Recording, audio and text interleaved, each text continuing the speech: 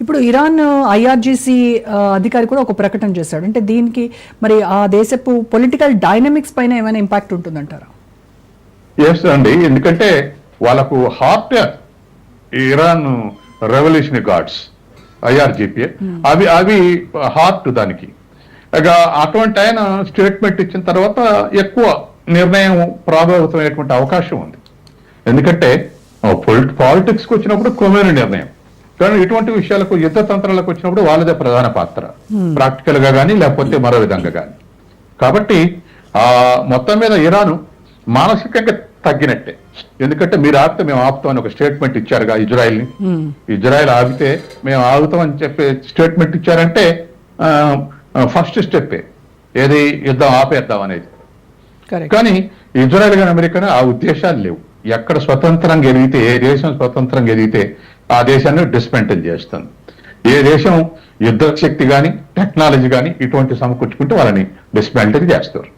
వాళ్ళ political opinion strong గా ప్రకటిస్తే ఇప్పుడు గడాఫీ, తర్వాత చావేజ్, తర్వాత మన సద్దాం హుసేన్ ఇటువంటి వాళ్ళు ఇండిపెండెంట్ గా పొలిటికల్ డెసిషన్స్ ప్రకటించేవాళ్ళు అమెరికాకు వ్యతిరేకంగా. అట్లా డెసిషన్స్ ప్రకటించి అబ్సల్యూట్ గా అమెరికాకు వ్యతిరేకం ఏమన్నటువంటి టర్న్ తీసుకుంటే వాళ్ళని అట్లా డిస్మెంటల్ చేసింది. లేదా ఆర్థిక లేదా యుద్ధ శక్తిగా తయారైతే ఇప్పుడు ఇరాన్ మీద దాడి చేస్తుంది. ఇది పరిస్థితి. వాళ్ళకు సరెండర్ అయి ఉంటే ప్రోత్సహిస్తుంది. ఇప్పుడు పాకిస్తాన్ ప్రోత్సహిస్తున్నట్టు ప్రోత్సహిస్తుంది. వాళ్ళకి అవసరం దాన్ని వాడుకోవటానికి. ఇటువంటి పరిస్థితులు ఇవాళ వరల్డ్ వైడ్ గా సర్వైవ్ అయి ఉన్నాయి, సస్టైన్ అయి ఉన్నాయి. ఈ యుద్ధం కావచ్చు, పాకిస్తాన్ ఇచ్చినటువంటి హామీ అవ్వచ్చు, ఇవి దక్షిణాసియాపై ఎస్పెషల్లీ ఇండియా పాకిస్తాన్ మధ్య ఉన్నటువంటి సంబంధాలపై ఏదైనా ప్రభావం చూపిస్తుందా సత్యం గారు? చూపించే అవకాశం లేదు. ఎందుకంటే ఒకటి, అసలు మన భారతదేశానికి ఆ యుద్ధానికి సంబంధం లేదు. తర్వాత రెండోది, ఇజ్రాయిల్ ని ఖండించట్లేదు. ఎందుకు ఖండించట్లేదు అంటే మనకు పాకిస్తాన్ ఉన్న వైరుధ్యంలో మొన్న ఇజ్రాయిల్ మనకు ఫేవరబుల్ గా స్టేట్మెంట్ ఇచ్చింది. అది బహుశా వ్యూహాత్మకం కావచ్చు. అమెరికా సైలెంట్ గా పాకిస్తాన్ సపోర్ట్ చేసి ఓపెన్ గా ఇజ్రాయిల్ మనకు సపోర్ట్ చేయడం అనేది ఒక వ్యూహాత్మకమైనటువంటి ప్రకటన కావచ్చు. ఎందుకంటే పాకిస్తాన్ ఇజ్రాయిల్కు ఉన్నటువంటి శత్రుత్వం ఏముంది, అందుకని అటువంటి పరిస్థితి. అరబ్ దేశాలు అన్నిటికీ మానసిక శత్రుత్వం ఉంది, కానీ అది భౌతిక దాడులకు చేసుకునే స్థితిలో అరబ్ దేశాలు లేవు. కాబట్టి ఉన్నటువంటి పరిస్థితుల్లో మనకు పాకిస్తాన్ ఉన్న దాంట్లో ఇవాళ పాకిస్తాన్ ఇరాన్ సపోర్ట్ చేస్తుంటే మనకు ఇరాన్ కూడా మిత్రత్వం ఉండే ఒకప్పుడు. పైప్ లైన్ వేసుకుందాం, సప్లై చేసుకుందాం అనేది కూడా ఉండే. ఇప్పుడు కూడా ఇరాన్ కు మనకు శత్రుత్వం కూడా ఏం లేదు. కానీ మన వాళ్ళు మన విదేశంగా వ్యవహారాలు, విదేశ విధానాల్లో చాలా సర్దుబాట్లు చేసుకోవాల్సినటువంటి అవసరం అయితే ఏర్పడదు. ఎందుకంటే మన చుట్టూ ఉన్న దేశాలు అన్ని మనకు దూరం అయి ఉన్నాయి. నేపాల్ దూరం అయింది, భూటాన్ దూరం అయింది, బంగ్లాదేశ్ దూరం అయింది, మాల్దీవ్స్ దూరం అయి ఉన్నది, శ్రీలంక దూరం అయి ఉన్నది. ఇవన్నీ మనకు మనతోటి కమిట్ అయ్యి లేవు. అవతల కొన్ని చైనాతోటి కమిట్ అయి ఉన్నాయి, కొన్ని మా ఫిజికల్ సపోర్ట్ తీసుకుంటున్నాయి వాణిజ్య వ్యవహారాలు, మనతోటి లేవు. అట్లాగే ఇప్పుడున్నటువంటి పరిస్థితుల్లో అమెరికా కూడా మనకు మిత్రుడుగా నమ్మకమైన మిత్రుడుగా రష్యాలాగా అనుకోండి అనే స్థితి తీసుకొచ్చి చివరికి అది యుద్ధం వచ్చేవరకల్లా పాకిస్తాన్ సపోర్ట్ చేసింది. మనం పాకిస్తాన్ మీద ఇంకా అగ్రెసివ్ దాడులు చేస్తున్న భయంతో యుద్ధాన్ని ముగింపజేసింది. ఇవాళ కూడా ఇచ్చాడుగా స్టేట్మెంట్, నేనే ఆపిన భారతదేశం పాకిస్తాన్ యుద్ధాన్ని, మీరు కూడా ఆపుతాని అన్న స్టేట్మెంట్ ఇచ్చాడుగా. అంటే ట్రంప్ ఆపుతానని చెప్తున్నాడు కానీ మరి దీంట్లో యుఎన్ఓ లాంటి అంతర్జాతీయ సమాజం సంస్థలు కల్పించుకోవాల్సినటువంటి అవసరం ఉందంటారు కదా. అంతా ఇప్పుడు యుఎన్ఓ ప్రేక్షక పాత్ర వహించే స్థితికి వచ్చింది. ఒకప్పుడు యుఎన్ఓలో భద్రతా మండలి తీర్మానం చేస్తే ఖచ్చితంగా ఆ పరిస్థితులు ఆగాయి. కానీ వాళ్ళు హైజాక్ చేస్తున్నాయి ప్రేక్షక పాత్ర.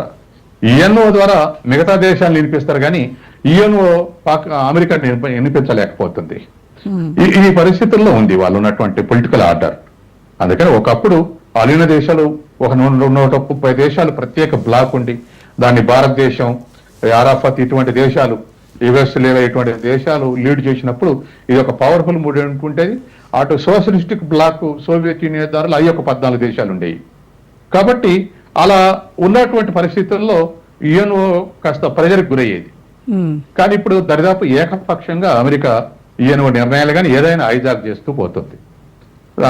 ఎట్లాగూ వీటో అధికారం ఉంది కాబట్టి అమలు కాకుండా కూడా చేస్తుంది.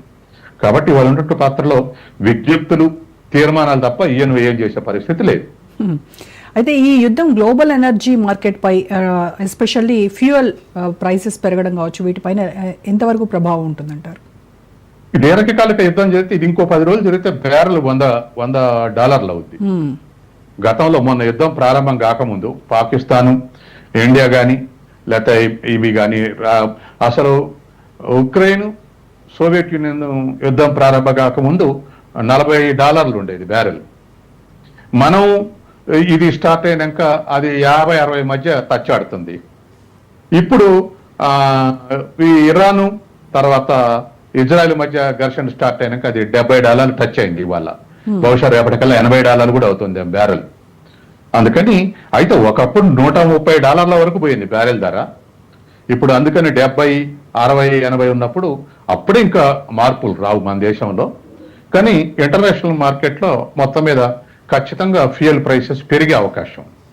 అంటే ఇది ఇతర అన్ని దేశాల ఆర్థిక వ్యవస్థల మీద భారం పడుతుంది.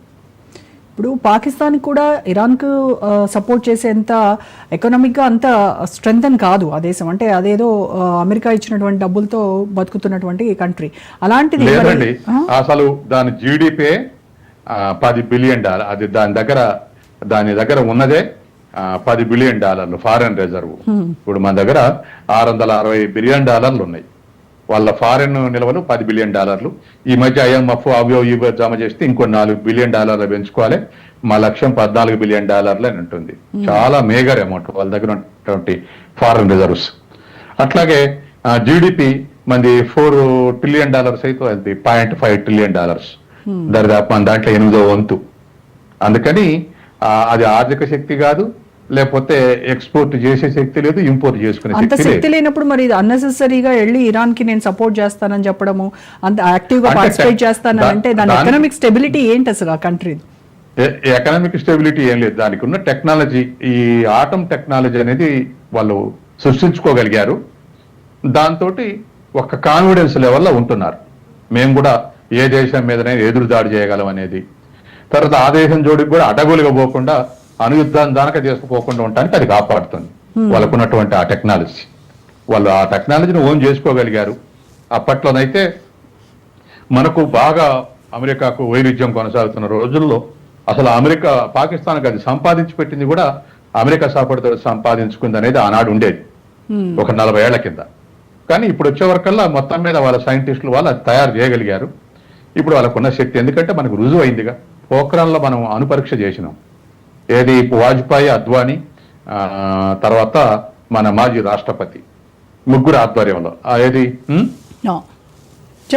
ముగ్గురు ఆధ్వర్యంలో మనం పోఖ్రాన్ల అణుపరీక్ష చేయగానే వాళ్ళు 10 రోజుల్ని 6 అణుపరీక్షలు చేశారు పాకిస్తాన్ వాళ్ళు. అంటే ఇట్ ఈస్ ఎస్టాబ్లిష్డ్ ఫ్యాక్ట్ అది.